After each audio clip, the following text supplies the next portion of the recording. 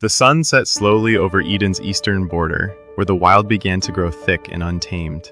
Adam and Eve, now exiled from the garden, had built a humble life, sowing the earth, raising animals, and grieving what they had lost.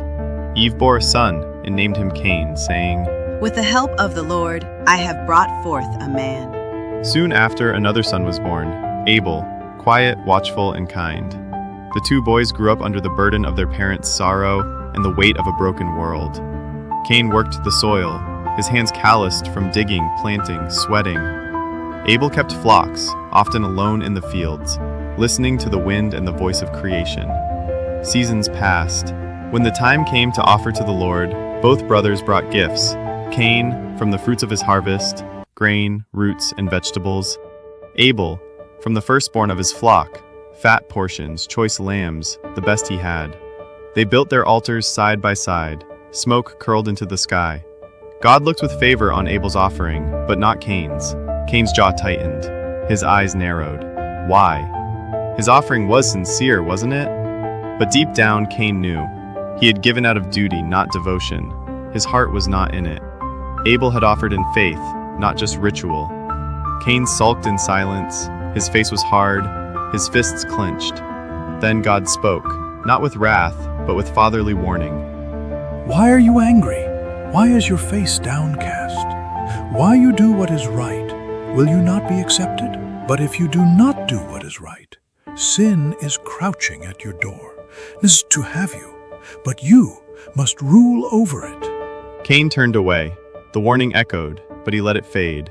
Days later, Cain invited Abel out to the field. The sun beat down. Birds scattered.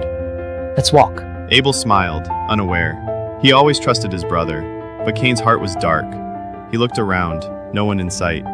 The anger inside him had grown into hatred, then cold resolve. Suddenly, Cain struck. Once, twice, again. Abel gasped, crumpling into the earth, the blood of the innocent staining the soil. Silence. That night, the Lord called to Cain. Where is your brother Abel?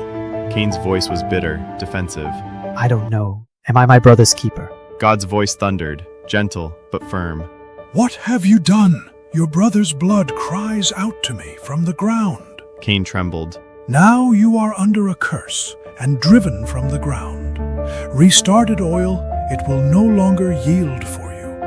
You will be a restless wanderer on the earth. Cain fell to his knees, crying out. My punishment is more than I can bear, hidden from your presence, and whoever finds me will kill me. But even then, God showed mercy. Not so, The Lord said. and he placed a mark on Cain, an invisible sign of divine protection. Cain left, his eyes hollow. He settled in the land of Nod, east of Eden. Adam and Eve mourned deeply for Abel. But in time, Eve bore another son. She named him Seth, saying, God has granted me another child in place of Abel. And through Seth's line, people once again began to call on the name of the Lord.